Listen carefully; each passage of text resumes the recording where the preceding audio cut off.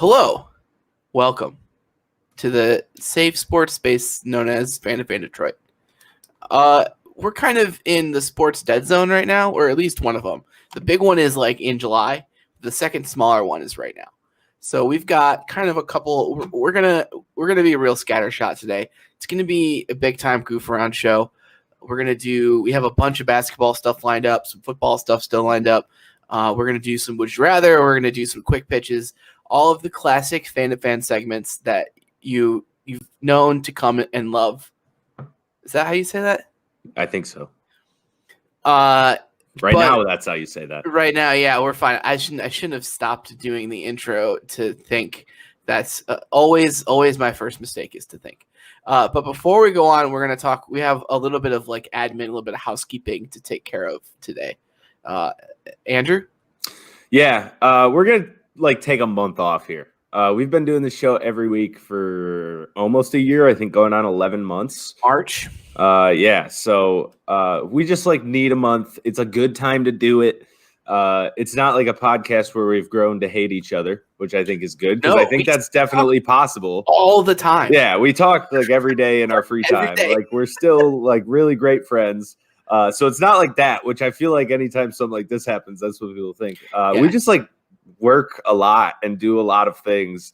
And now's a good time to take a month off so I can have a Sunday to do nothing, essentially. And that's probably a bad reason, but that's my reason. So well, I think it's an okay reason to take 3 or 4 weeks off. I think it's a bad reason to be like, you know what, fuck the show, which is not what's happening. We're just going to take a few weeks off, wait for sports to come back. We've got some things lined up for that. The draft is in 70 days, and we're going to be back for that.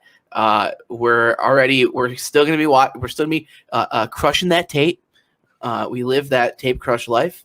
We've got some interesting things potentially lined up for the future as well. We're going to maybe branch out a little bit, I think, when we come back too as well. I know we're hoping to come back and do some shows with some guests from people around kind of the city and this wonderful Planet streaming network or whatever.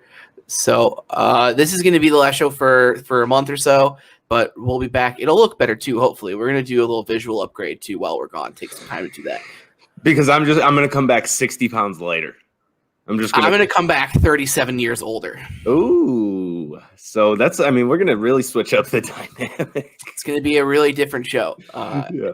We're going to have a monkey who's going to be our co-host. He's going to have his own little box. He actually talks. So we talk in sign language, and then we'll put subtitles for you. So, yeah. But when we come back, we get to dive heavy into the draft. We get to do all that. So we just got to kind of get past this lull. I don't want to be on this show every week talking. The Brooklyn Nets went 2-1 last week. What did you think of? What do you now think about their chances to make it out of the Eastern Conference Finals? Because that's what the next month would be. The Tigers lost their first spring training game. Concerned? No. I was concerned way before spring training. So we're just going to skip that. I think it's always kind of been the philosophy of the show to steer very hard away from that kind of stuff and to maybe live more in the space of poking fun of those who do. So we had never talked about this, but I had started feeling like we were kind of getting into that world a little bit more than I wanted to. So in order to maintain kind of the hilarity and hijinks driven tempo of the show, we're going to take a couple weeks step back, I think. Yes, but before we do that, let's do this show. Yeah, it's gonna be fun. We're gonna be I think we got some good stuff to talk about. So I want to start with the Pistons. Your Detroit Pistons, bottom 3 team in the league, which is fantastic for everybody involved. We need them. They're finally doing it, right? They're tanking the right way. So they have a big decision coming up to see if they will stay on track with tanking the right way. And whatever way they go with this decision, some people will say they're staying on that track if they do it one way or if they do it the complete opposite. And I think that big decision, and a report came out, it was a pretty shady report, but it's fun to talk about, so who cares, that we might be looking to attach a young player or a second-round pick to trade Blake Griffin. What are your first, just give me your, before we dive deep, just give me your baseline thoughts on that. Well, so this is actually kind of the first time hearing about that. It was something that we had been talking a lot about, me and you, was how do we get rid of Blake Griffin? How do we move past him? How do we get that contract off our books?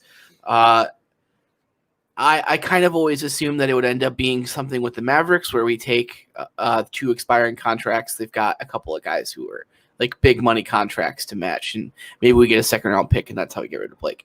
But if we're talking about, it depends what like young player means. You know what I mean? Are we talking about Sekou or are we talking about like Svi? I think we're talking about like Svi.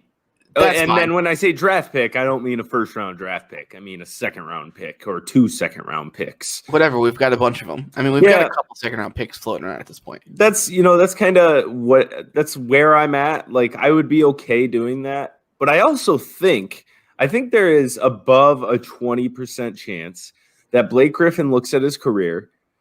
He looks at the $150 million he's made. He looks at his $40 million player option next year and says, you know what? I still think I can get 2 for 40. And opts out. I still think there's a chance, not a big one, but a chance he opts out after the season. So am I okay with doing the trade if you include somebody like Svi or something like a second round pick? Yes, that's okay. I'm not going to lose my mind. But am I less inclined to do it now than I was at the start of the year?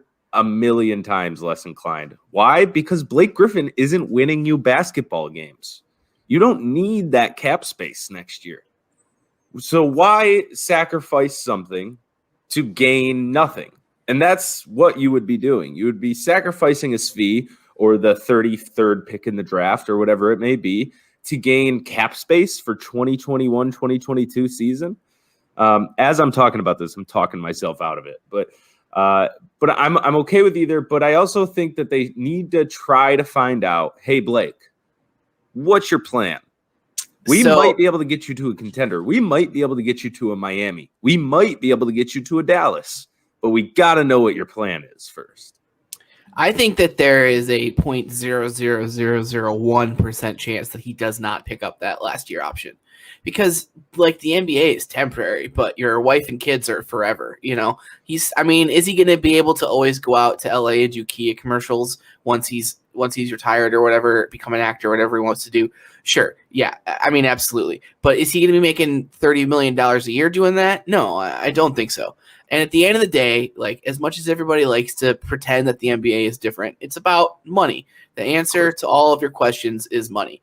And I don't see a goddamn world where either Blake Griffin or anybody in his life is going, hey, Blake, I bet you could get 2 for 40 if you opt out this year.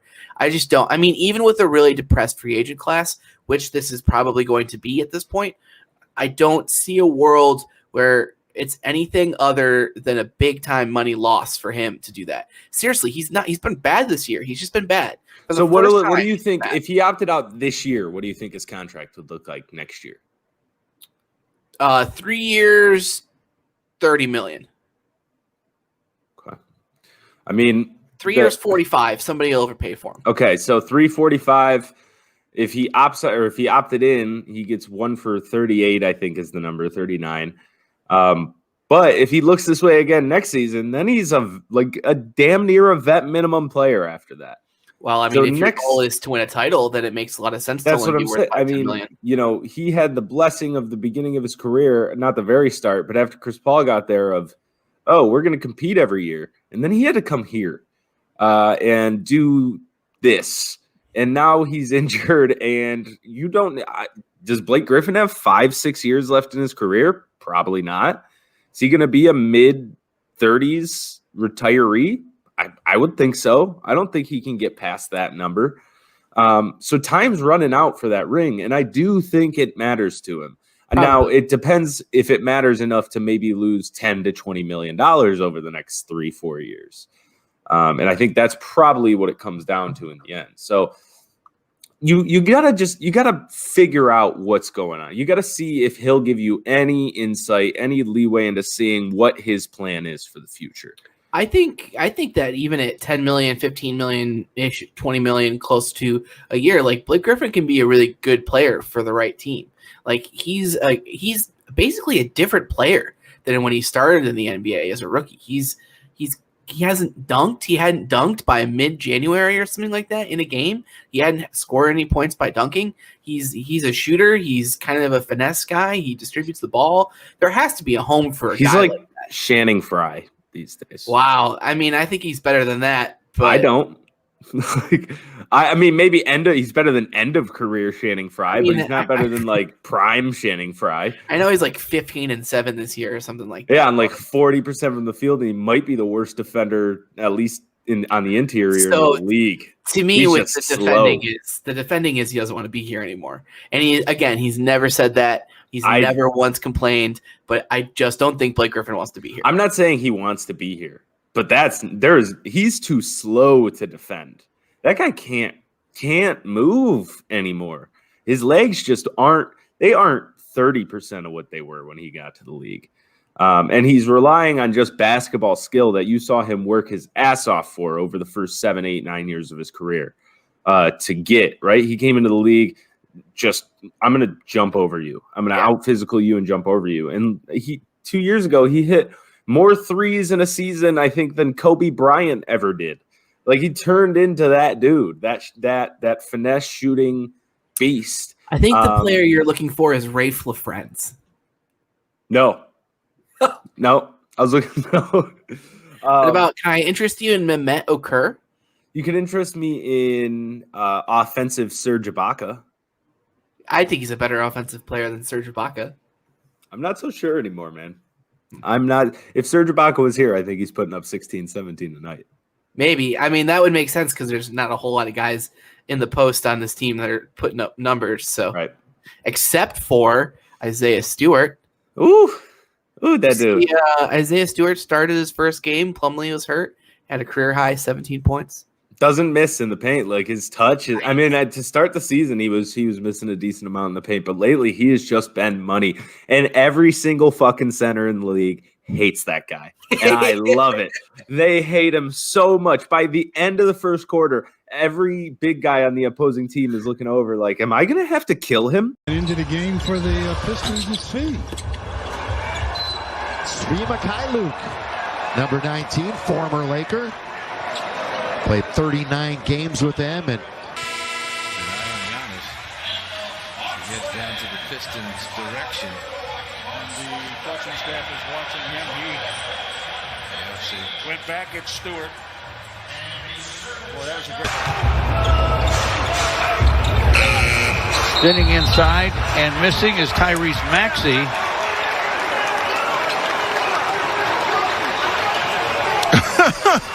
Look at this, George. Dwight Howard is saying, how could the foul be on me? Isaiah Stewart. Watch this. He's grabbing his pants. They are really, really tussling right there. And Howard's going to get a technical foul for his trouble. I don't think I've ever. First of all, you couldn't. I would take Isaiah Stewart in a fight over anybody who has ever lived. Okay, but that I have never. I don't know how good Isaiah Stewart's going to be. I don't know what the ceiling is. He's already hit a 3 or 2 threes. It looks like there's a jump shot that could develop. He's hyper athletic. He's hyper. He's just fucking hyper. And he's got passion for days. The dude has heart. People love to talk about heart in athletes, and I often assume heart is, especially on the basketball court, is just selfishness. It's just like this arrogance of like, I can't lose. Isaiah Stewart just loves trying hard. Like and his second and third and fourth jump, the guy never gets off his tiptoes. That's all tiptoes the whole game. But it's, where is the ceiling with Isaiah Stewart? Is it fringe all-star, 16 and 14 with really good defense? Or is it like Kenneth Faried career arc where, this guy's got great energy. And then 2 years down the road, you're like, yeah, but he doesn't know how to play basketball. This guy doesn't know what he's doing. It seems like there are certain things about playing basketball that Isaiah Stewart does know how to do. But obviously there are certain things where he's not as good. I don't care. I don't care. I don't care either. Can I tell you something that I feel like I've noticed all of a sudden this year? I think that the league overcorrected with centers, because I was looking around trying to find a team where, like, man, we really need like a wing. We've got Blake Griffin, and like a lot of teams right now like are really desperate for quality, like just good Plumlee level big man play. Like, the Celtics are desperate for it right now, and they cannot find it. I remember talking to you a few years ago, and I was talking about how when we were trying to get rid of Blake Griffin the first time, that we couldn't find anywhere to put him because everybody had 4 big men on their roster, and they were all really solid. Even the Magic had Valanciunas, And now looking around, like, the centers in the league are gone. They've just vanished into thin air. Yeah, but is that an overcorrection, or is that centers just like you don't get a post center anymore? You get a bunch of guys who go shoot threes. They all kind of have the same, at least on the offensive end, like the same ceiling, except for a select few, the Cats, the Jokic's, the Anthony Davis's. But even a guy like Rudy Gobert, right? You start sticking a dude in the post, you have the same ceiling, same exact ceiling. And if you have to focus on rebounding and defense for 36 minutes in a game in today's NBA, where the pace is so crazy, you just aren't going to have the energy to go out there and create your own shots. They did overcorrect because the league corrected to the standards of the Kevin Durant, Steph Curry Warriors, which is an impossible thing to do. If you looked a couple years before that, I think they were right where they needed to be. You started seeing guys like, even though this was his worst couple years, but if you were to take the current Serge Ibaka, second Serge Ibaka mentioned in the show, and put him in 2016, like, that's perfect. That's where I think the league needs to be for big men. And then you have your Anthony Davises and your Cats and your Jokic's, your freaks. But you're not shelling out. You're not going looking for one of those guys anymore. And that's just because they're so rare. I think it's like second unit bigs. It's like, what do you do when Gobert comes off the court? How do you replace that? And I think a lot of teams are having a lot of trouble with that. Look at the Nets. Look at the Magic, I think, to an extent, when Bam comes off the floor. All of these teams, there's no big man depth in the league anymore, which is a very weird, like, quick three-year turn. Because to be that big man, you have to be able to do it all.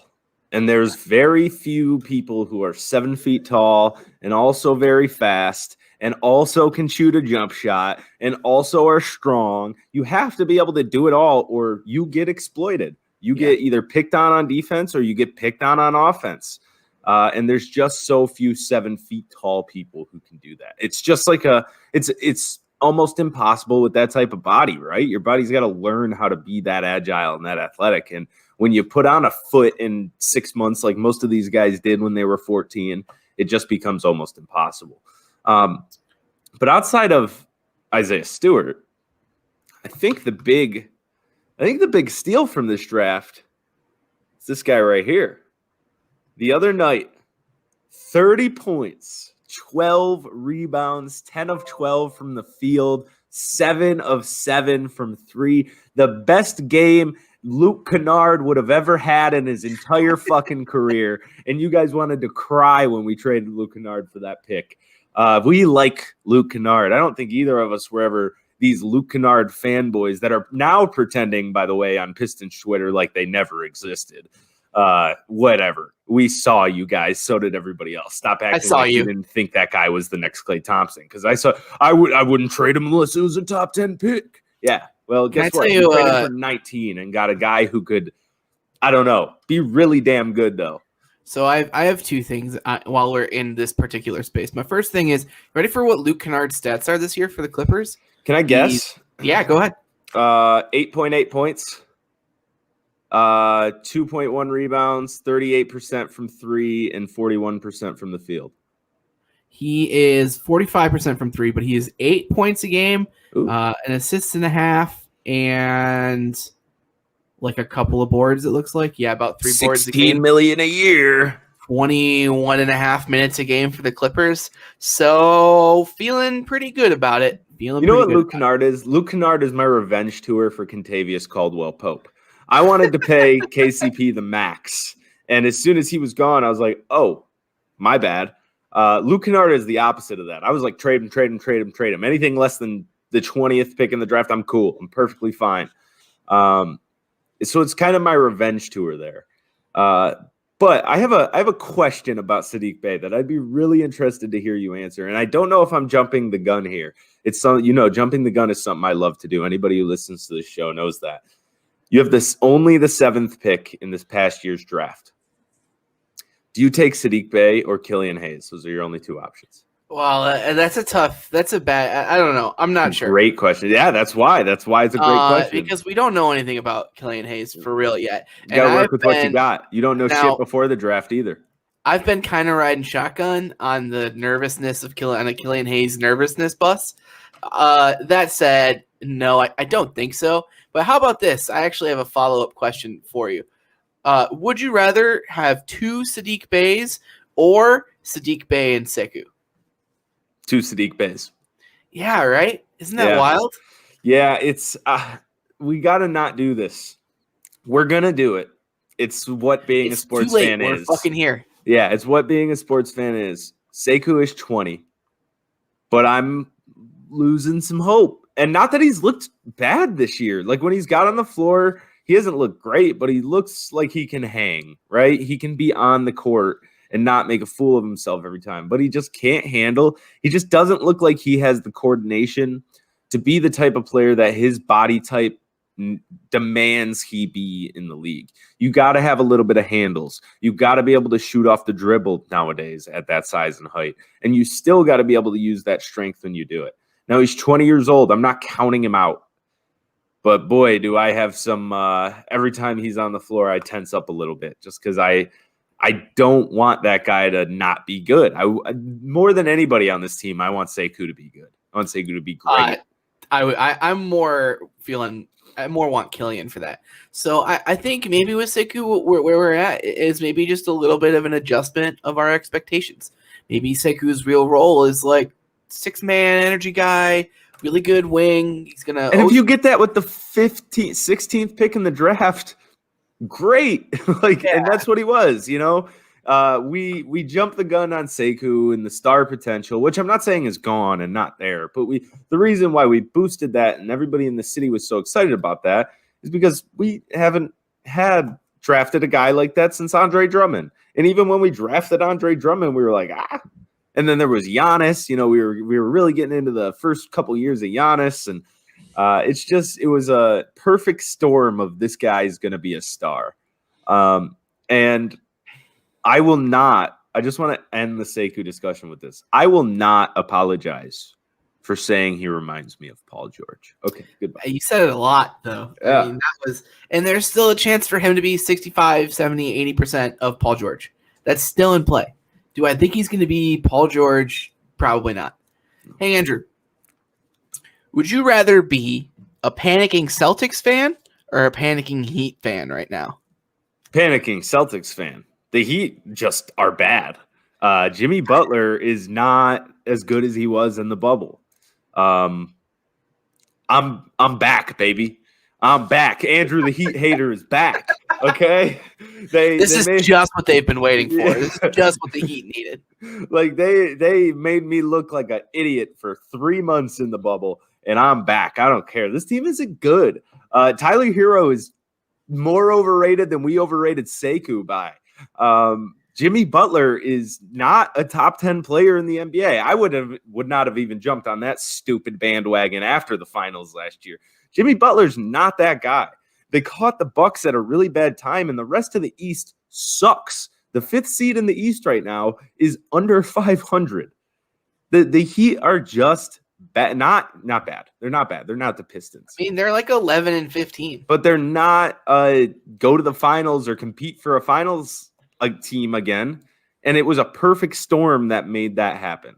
It was a perfect storm. Everybody on that team got as hot as they've ever been, exclude maybe Bam Adebayo, who was still really hot, but I just think he's got better days ahead, as they've ever been during that playoff run, to go along with the Bucks having Mike Budenholzer as their coach and not knowing what to do in the playoffs. So I agree with you, but I'm going to take the opposite side here a little bit. The Celtics might have missed their window. I think they might have. I think like Why? their championship window, because starting in these next couple of years, they're going to have to start paying Jaylen Brown. They're going to have to start dishing out these max contracts, and I just don't see a world where they're going to be able to afford Jason Tatum, Jaylen Brown, and the third guy that they need to win a title. Because to me, what I'm seeing is like, if it's going to be two guys, if you're going to be one of those teams where it's a 2-team championship team, it's because one of those guys is LeBron and the other is Anthony Davis. And Jaylen Brown and Jason Tatum aren't LeBron James and Anthony Davis. They're going to need a third banana. And I don't think the Celtics have done a good job drafting. I don't think that they've done a very good job evaluating their own talent internally. I'm talking about Marcus Smart.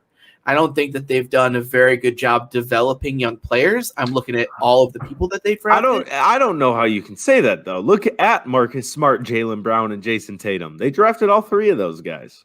I don't think that they thought that Jason Tatum was going to be what they got when they drafted him. I think they got a little fortuitous with that. And that's the way it goes. They traded the guy who was coming in, who they could have drafted, who everybody thought was going to be a star in Markelle Fultz to make it happen. I mean, I don't want to go too far with it. LeBron James didn't win a title until he was 28 and had Dwayne Wade and Chris Bosh on his team.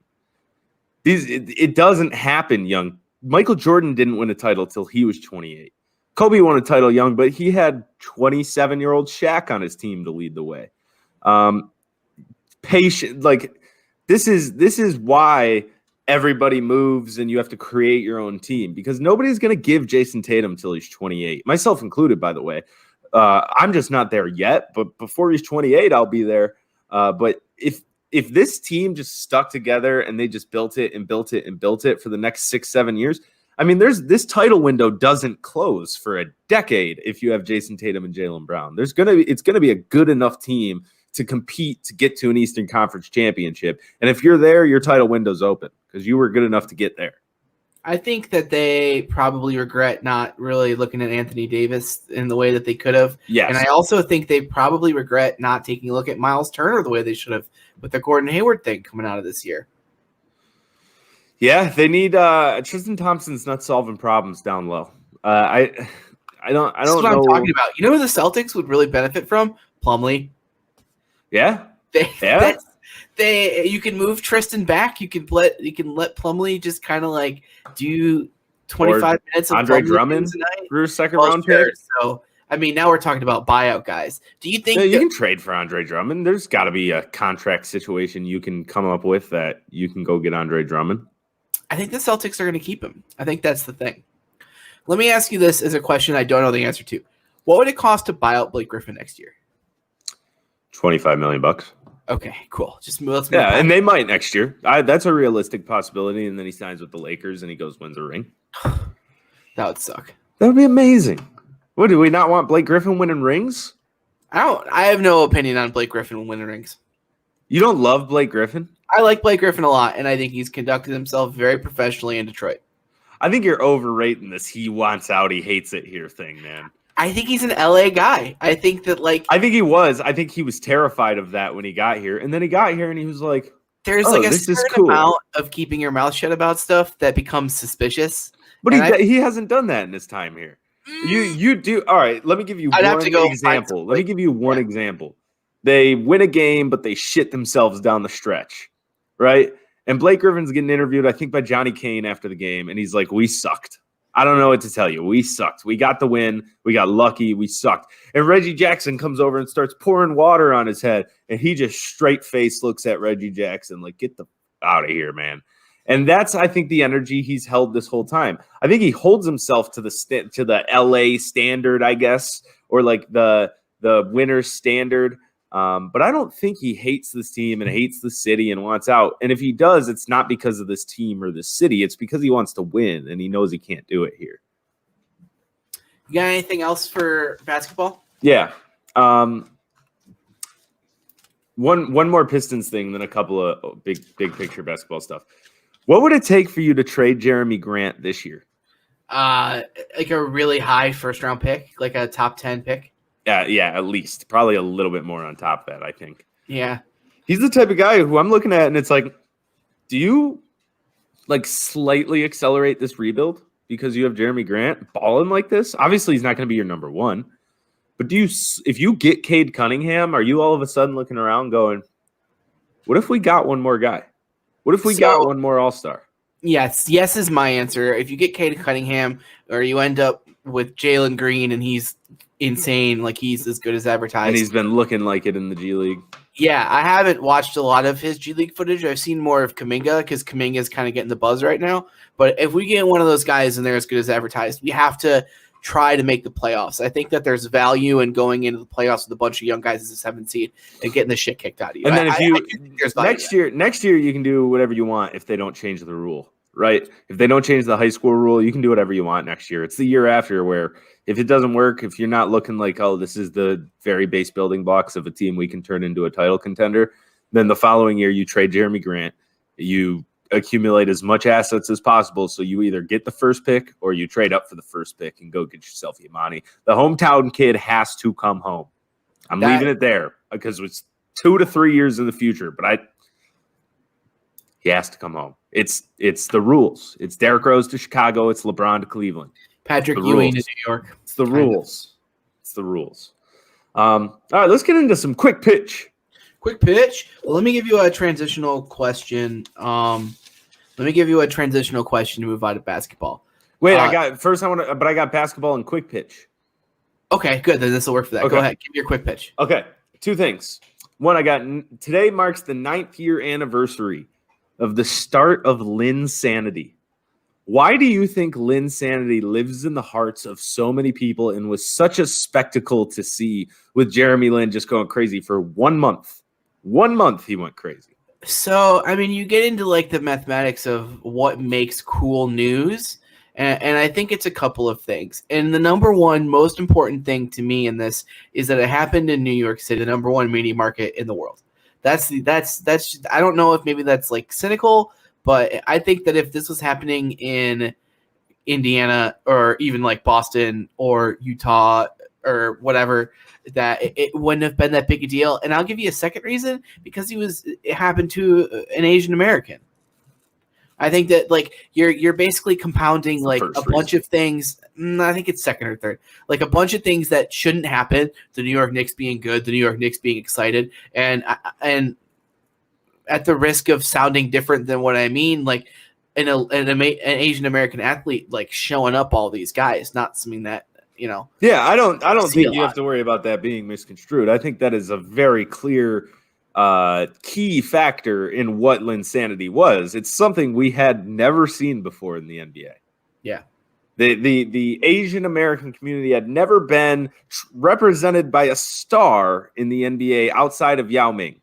That's it. That was the one other chance. And this is a 6'1" little dude who's not athletic, and he's not 7'6". He's not an alien from outer space. But it's just amazing. I can still remember being in Orlando, Florida, and watching Linsanity Knicks versus Bulls on my TV, and Jeremy Lin goes for like 35 and 12. And it's just like, what am I watching? And it was amazing. And I think we all knew, this guy who had been cut and at the time the D League and up and down and all this, like he's probably not a superstar. But I think that factored into it too. This guy is as hot relative to his skill level as anybody has ever been. Nobody's ever been hotter, that's for sure. Yeah, at least relative to their skill level, right? Like it was insane. Just 30 and 12, 30 and 15, 27 and 10 for a month and a half. It's like Michael Phelps at that one Olympics and then Linsanity. Yeah, dude. It's crazy. All right, I'm good on basketball. Right. So tonight, Sunday, recording on Sunday, Isaiah Livers scored 20 points. Michigan beat Wisconsin in the Big Ten tournament. I love a game. Not Big Ten tournament. It was a close game. It wasn't a Big Ten tournament. It was just a regular game. His stats on the year, he's 15, 6, 2.5 assists, a block a game, shooting 45% from three, 94% from the free throw line. So let me ask you this, Andrew. Would you rather he be drafted by the Spurs or the Jazz? The Jazz. Because you don't like the Spurs now? Is that where we're at? Yeah, I've never liked the Spurs since I was a young child. It was the first sports team I ever hated. He's like the ultimate pick him at 25 and watch him. No, I will be shocked if he goes that high. He just can't move well enough for an NBA team. He's fun, and I love him, and I love this whole Michigan team. And it was a hell of a win against Wisconsin. You hadn't played in 3 weeks. You get your ass kind of kicked in the first half, and in the second half, you're like, all right, rust is off. Let's go. You get to watch Hunter Dickinson look like, oh, this could be a one-and-done guy. But Isaiah Livers, really fun, really great. When he plays Wisconsin, he just dropping 20, period, every time. And he's either the leader or the co-captain of this team, in my opinion. But yeah, I don't know if there's a real NBA career potential. If there is, it's as a guy who is going to spend a couple years trying to figure it out, and then all of a sudden he develops a crazy jump shot out of nowhere. But as far as, I just don't think he can move well enough, and doesn't have the size to make up for not being able to move well enough to really have a good career in the NBA. Yeah, 4-year college guy. I'd love for the Jazz to take him with the 45th pick and for him to become like a great 7th guy who for some reason scores 35 points a game in one game when he gets real hot. Yeah. Well, love that for him. You know what I was thinking about when I was watching this? Speaking of those G League guys, Jalen Green and Kuminga playing for the Ignite, you know who the third guy is on that Ignite team? It's Isaiah Todd, the former Michigan commit. And although he's probably, having fun making his $50,000 playing G League basketball in a bubble, but you got to be wondering if he wishes, what this team would be looking like with him. Him and Hunter Dickinson down low would be the best big man duo in the league or in the country. And 2, if he has any regrets about it, because I know I would be. Is he not playing? No, he's playing. Really, he's playing fine. I mean, 3 games. He's shooting like 60% from 3 on like 3+ attempts a game as a power forward. Okay. But it's like not super high volume. Most of his shots are 3-pointers. But I mean, you're in the G League and people can watch you on ESPN Plus, or you could be on the number 3 team in the country, who is going to compete for a national title this year. I think that $50K makes it a little bit sweeter. I mean, you don't think he'd be making $50K under the table in college? Okay, well, sure. I do not know the answer to that. Yeah, probably. I guess Michigan. I think historically is always in my mind. Juwan Howard's paying him. But I'm saying there's a booster. There's a booster who's pulling up to his dorm saying, "Oh, you're having a party tonight? Here's 20 kegs from my store." Like, what else? So basketball. Do we touch all basketball? You got any other basketball? I love basketball. Yeah, I'm done touching basketball. Let's touch something else. Okay, yeah. You want to touch the soccer ball? I got a quick soccer question for you. Cool. Yeah. All right. So you look at the Premier League this year, there's 3 teams, and then there's everybody else. There's Man City, who's in first. I think it's 51 points. And then Man United and Leicester both have 46 points. I might give or take a point, but that's Man City and Leicester are tied. I'm sorry, Man U and Leicester are tied. Man City's got a little bit of a lead. Who's coming out on top between these 3 teams? So Man City's got a 7-point lead right now. So that's 2 wins and a tie. And that's a pretty healthy lead. Man City kind of found their form, I think, after sort of a stumbly first half of the season. I believe on the show, I think I declared Man City doesn't have it this year. Whoops. Definitely. I think it's going to be Man City. It's Man United are having the strangest season where they've almost fired their coach. They've almost cut their entire defense. They've really. Is this them figuring this out? Is this them figuring things out, or is this just like they're good this year? So if you look down the list of like the big 6 teams in the Premier League, right? There's Man City, who's not. I would even say they're 16-5-2, and they're not as good as they usually are. Man United, Leicester City, who isn't a big power, but are always kind of in that mix. And then you've got Liverpool, who have had 4 defenders go down for the year this year, as well as a couple of midfielders. They've lost some strikers. Their guys are getting a little older.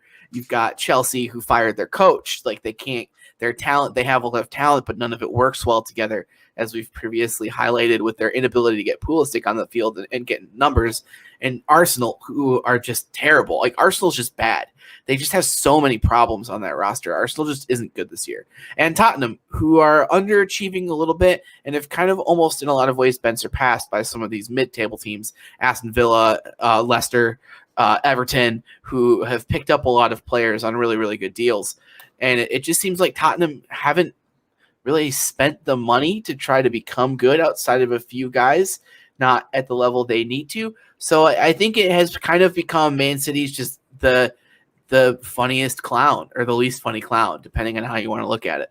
It's a weird year. It's a weird year in the Premier League, especially after the last couple of years where it's felt like we were watching the two of the greatest teams, if not the two greatest teams in like Premier League history with Man City and Liverpool just breaking record after record after record.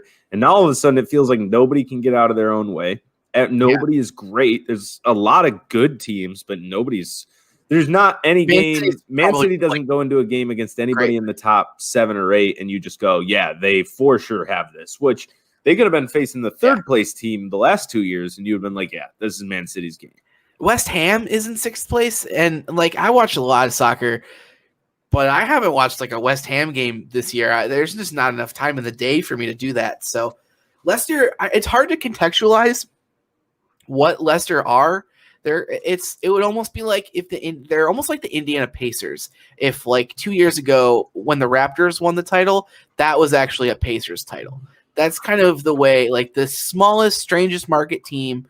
They have these like weird legacy players. Like Jamie Vardy was like playing in beer leagues until he was 27. Like they're just a weird team. They've scouted more efficiently and developed talent better than any club in the world outside of like Ajax or the Red Bull system. So it's just kind of a weird map. Like Man United haven't been good. They're not that good of a team. They're really not. They can't play defense. Their goalie has the yips. They still haven't been able to sort out like their bench kind of offense situation, their midfield situation. What's up with Paul Pogba? Is he staying? Is he going? Oh, is he already signed for Juventus? Like it's just weird. It's just a weird year for Premier League soccer. So Man City, final answer. Man City, lock it in. Whatever's in my bank account, all $74.87. I'm putting it all on Man City to win it all. All right. Looks like you're going to double that up. All right, I got some Lions stuff I want to talk about. First one, Carson Anderson on 97.1. This is their original discussion, so I don't want to steal it, but I think it's a really interesting discussion to have. So I'm just going to ask you. You have the option to either re-sign Okwara or Kenny Golladay. Who do you keep?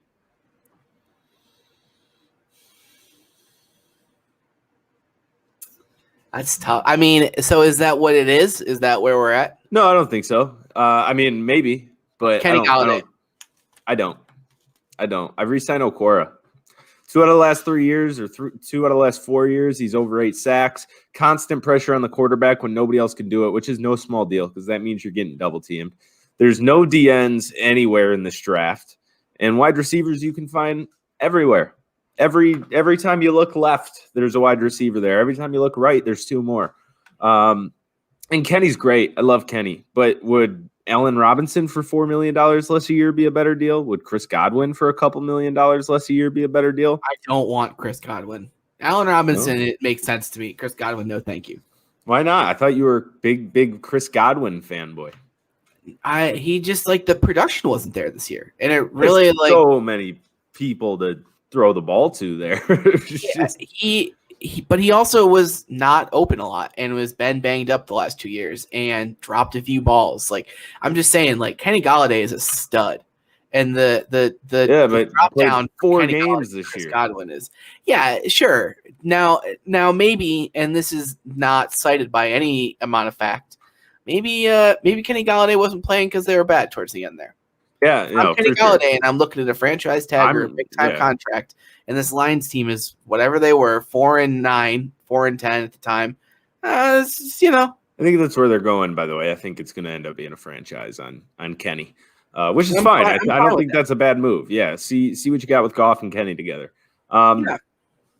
All right, so I'd go Okwara, you'd go Golladay. I think either one's fine. I think either one's okay. I just think we need pass rushers. We really do need to keep Okwara, though. Yeah. I don't know, I don't know how, but we got to figure out a way to keep him. We need pass rushers, and he might sign for a tiny bit less because his brother was drafted by us. So who knows? Yeah, that'd be nice. So I told you we might disagree on both pre-show. Number 2, Lions. Trade idea coming from the Athletic. Number 7 to Washington for number 19, number 82, and Washington's first-round pick next year. Why would Washington do that? They want a quarterback. Oh, I mean, I would do that. I would do that for sure. Okay. I don't think Washington's going to do that. They just signed Heineke to like kind of. What about 19 and next year's first? No 82. I'm still doing it. I want 3 first-round picks next year, especially from Washington, who could definitely be a 4-win team next year.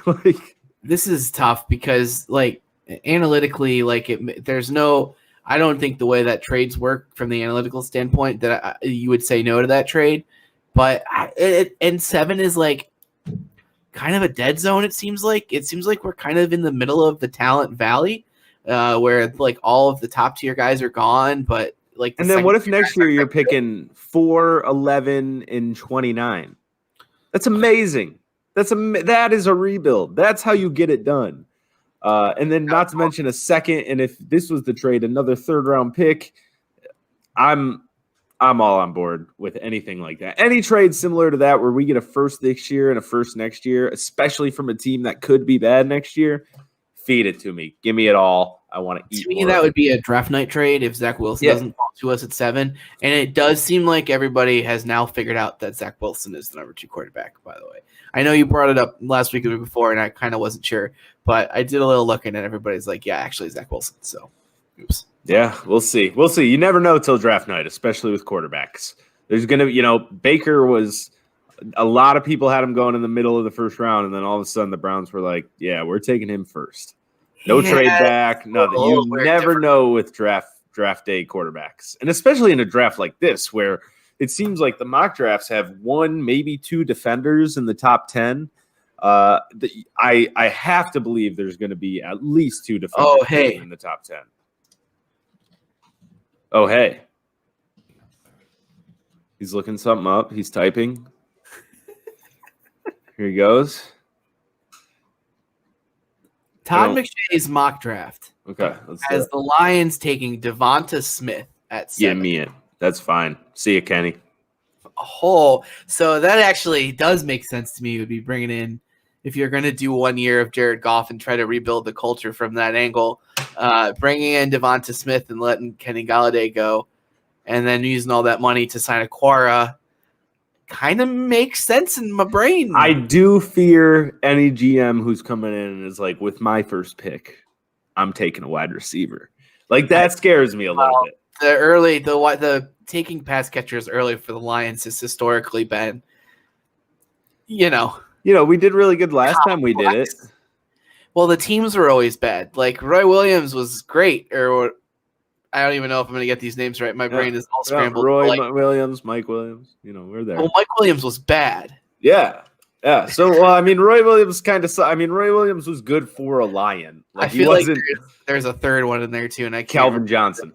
No, other than that, of course, I know Calvin Johnson. I feel like there's a 4th receiver who didn't work out that we took at like 10. I have blocked the Matt Millen era. Is there a Mike Jones? Did we draft a Mike Jones? No, but last time we were talking and there was a Kevin Jones, and I thought you were talking Kevin Smith. Kevin Smith. That's whatever. Sorry, everybody.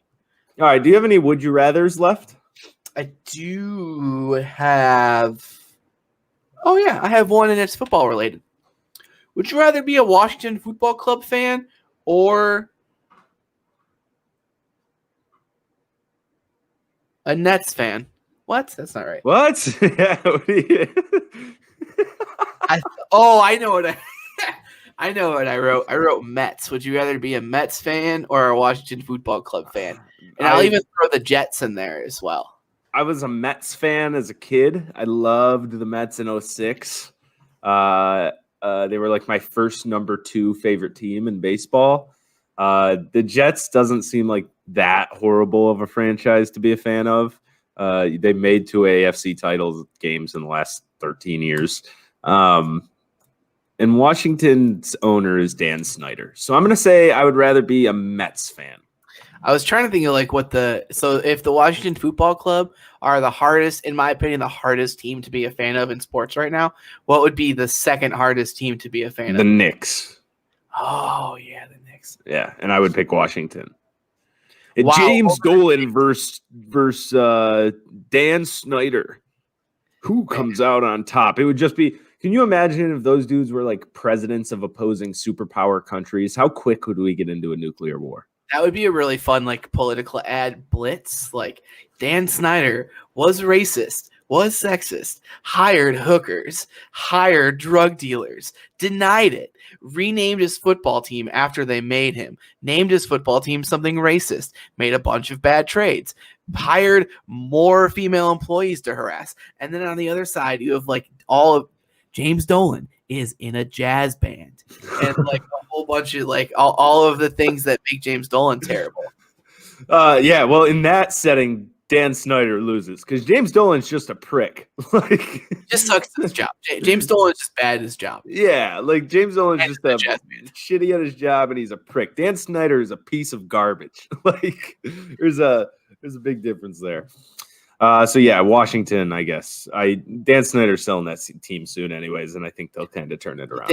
I don't think he's going to be forced out. I don't care if it's behind the scenes or what. Ooh, breaking news noise. Not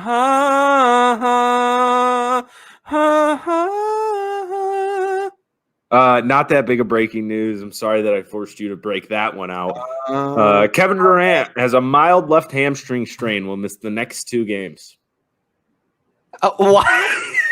Why did you stop the show for that? Because it's Kevin Durant, man. A mild hamstring strain on a guy like that is I feel like has a high probability. In Madden, that would say very high re-injury risk.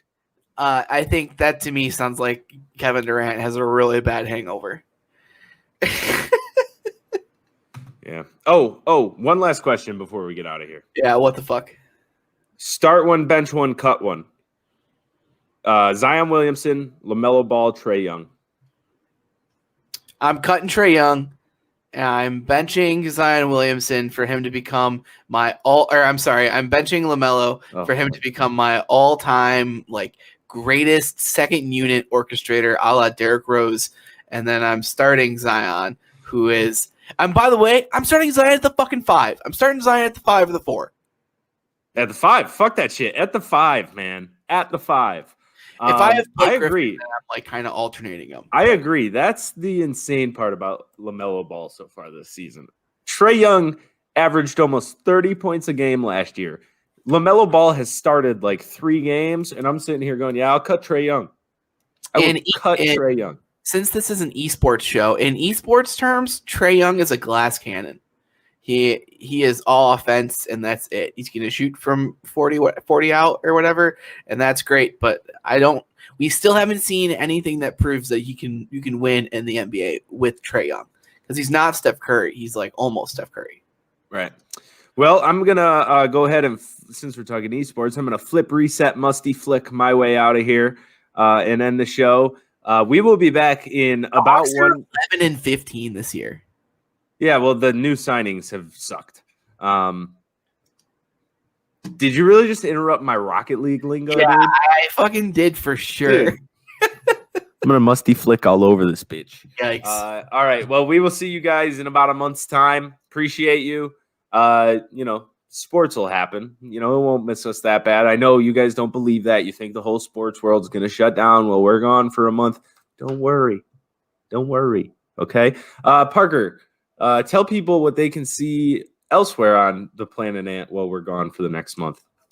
That's a good question. So if you want like a sports fix, if you're like, man, I know there's no sports going on while Fan2Fan Detroit's not here, but I want to hear somebody talk about sports, you can listen to She's Good, which is hosted by 3 people. I was going to say their names, and then I remembered 2 of them, and I couldn't remember the third one. So I'm not going to do that. I don't know any of them.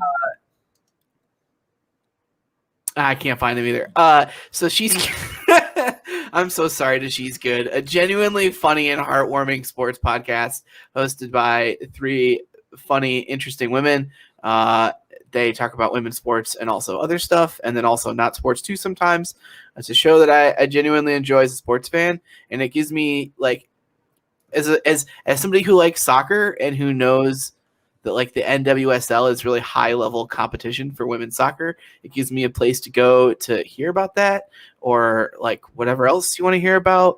We're hopefully going to have 1 to 3 of them on their show, where hopefully I will be able to remember their names. And that's a good place to start. It depends. Hey, Andrew, what do you like? What are you sandwiches? No, we already talked about Carlos. Carlos gets attention from me. I like really funny news shows. You like really funny news shows? Yeah. Wow. If I got the conspicuously interesting product that I've been working on for you. Do you?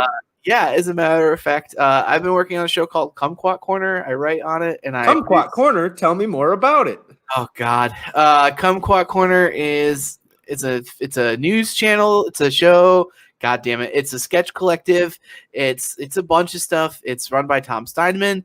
It is hosted by Anthony Kumquat, who is a very real serious news producer. He has a is that a VR headset? Yeah. Wow, this really is an esports show now, isn't it? We are really in the anyway. We put sketches out, and we do like improvised debate segments, and it's all kind of news satire. Boy, it sucks so much to hear people be like, it's satire. It sucks. That shit fucking sucks. But it's really funny, like political stuff. And that's it. That's all I got for that. All right. Well, this show was brought to you by the Book of Basketball. It was in a lot of ways. Yeah. Thank you all so much for listening. We will see you on the flip side of this break, probably around mid-March. Until then, from this Detroit sports fan to you Detroit sports fans, appreciate you. Peace. We're going to leave you with one last fun sports clip of the week for now. For now.